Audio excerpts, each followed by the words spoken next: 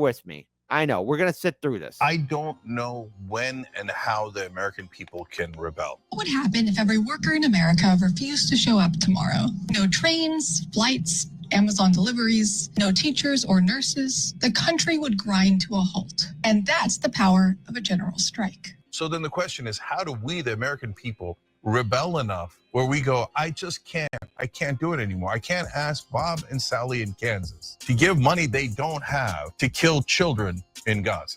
The number of Americans quitting their jobs has surged to record highs. White House officials are scrambling to avoid the first national rail strike in the U.S. in 30 years. People across the country are taking part in a day of protest by not spending any money. It's called an economic blackout. It's the American government kind of breaking us and saying, well, now you guys are going to have to do something crazy. You guys are going to have to do some sort of rebellion that I don't know how you're going to do it. I don't think that we understand right now how close we are to actually pulling off a general strike in this country. This isn't just about Israel. This is Donald Trump and the entire United States Congress saying, we will not represent you. We are not America first. We're not anything but donor first. So what are you going to do about it? They're rubbing it in our face. And I don't know what we're going to do about it. I look forward to not just unions in this nation, but in this world to align our dates. And that's one thing we learned in that process is we have the power. When we withhold our labor, no matter where people work, nothing moves. The billionaire class, the corporate class can build all the factories or businesses they want. But if there aren't people there to do the work, nothing's going to move. And so we have to harness that power, come together and organize and work together and stand together, and we'll take our lives back.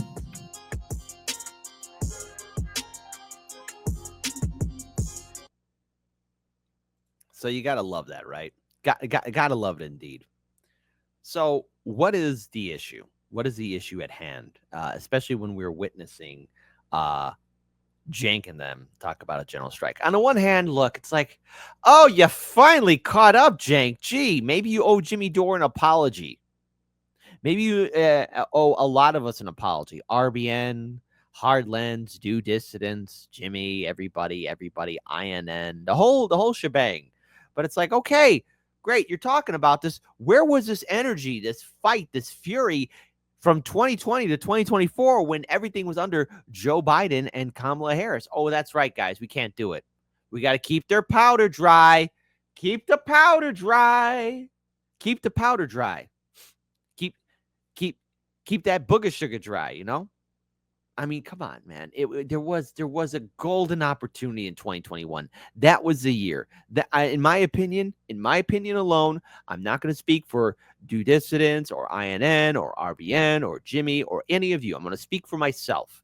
I am speaking as Kit Adrian Cabello, okay?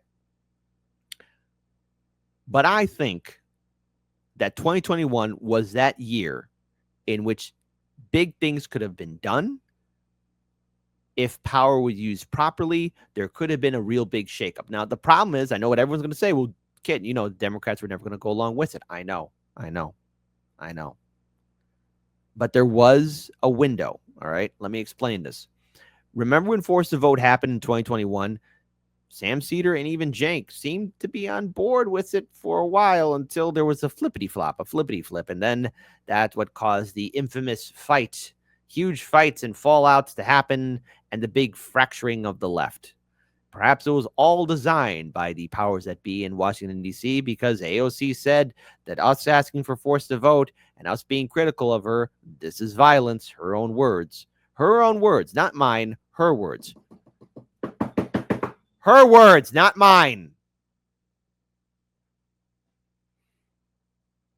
But nonetheless, it seemed to be like there were people carrying water for the squad, carrying water for the Democrats, as though there was an attempt that you can actually reform it. You can't reform the Democrat Party. I've said this before. I've named the organizations. I've named the institutions that try to, quote unquote, bring progressive values in the Democrat Party. Well, yeah, I get it that Trump is bad. I get it. And yes, I get it that Trump is implementing a lot of tough policies, especially with the big, beautiful bill, which kind of reminds me of a more Frankenstein version of Build Back Better. Notice that all these bills, BBB, next thing you know, there's going to be a BBL. All right, a big BBL in Congress. All right, I'm sorry. I should not say it. But you know what? Very similar to a BBL. The big, beautiful bill is stanky. It's gross. It's disgusting. And the only way any change is really going to happen is if people do step up.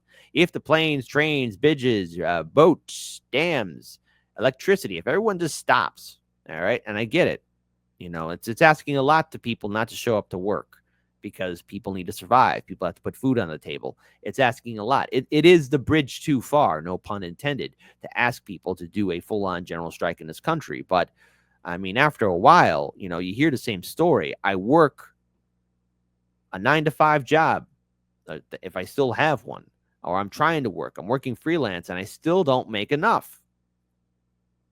And that's what's happening to a lot of people out there, be they union workers, contract workers, working in the government, private sector, etc., artists, artisans, all of that.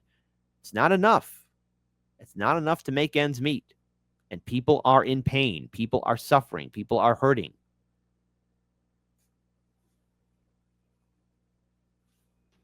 Dr. Nick says they got that stank. Yes, all of Congress has got that stank. And yet you have Cenk here now saying the general strike. I remember when RBN was promoting it, they got a lot of shite from a lot of bigger YouTube and quote unquote liberal progressive influencers. Okay. Now, I will be generous here. I will be merciful here. I'm on board with this. Okay. Like, no, I will not be standing with Cenk Uygur. No, I won't be doing that. But it's like, okay, you're talking about it. Because what I am hoping for, and I know hope in one hand and crap in the other, see which one fills up faster. What I am hoping for is for people to use their brains and look back after or before 2024, go to 2021 and see that there was this attempt to really hold these lawmakers accountable, because there was a chance, if the squad was who they were, those 15 congressmen and women who were on the force to vote petition, if they actually did form a true coalition, they really could have shook things up. It was there. It was right there. That window of opportunity was there, and it was slammed shut. The only other time I could say there was an opportunity is when Barack Obama had the supermajority of the Democrats in the House and Senate. No. Now, why aren't they doing it? It's because it'll mess up the system. Why do you think we don't have Medicare for all or student debt forgiveness? Why don't you think we have any of these wonderful social benefits? It's because then the system of fear doesn't exist. Why do you think Democrats and Republicans send you emails asking you for money and making promises? It's because they want you to be afraid so that you donut your money so that the wonderful Democrats or wonderful Republicans will quote unquote protect you because they know what's best for you. A life of fear, a life of hate, a life of being afraid and hoping that your abuser will protect you. I would say to Cenk, okay, great, welcome. You're 5 years too late, but welcome. Are you prepared to go ahead and take on the Democrats, even if the Democrats get into office? Are you prepared to fight? Because that's what it's going to have to take. And I do mean everybody, on the left and on the right. Now, these words will fall under, these words won't impact anybody, but I have to hope that perhaps maybe this could be the opening that is needed so that we can have this much needed change. I can hope. But then again, I never get what I want.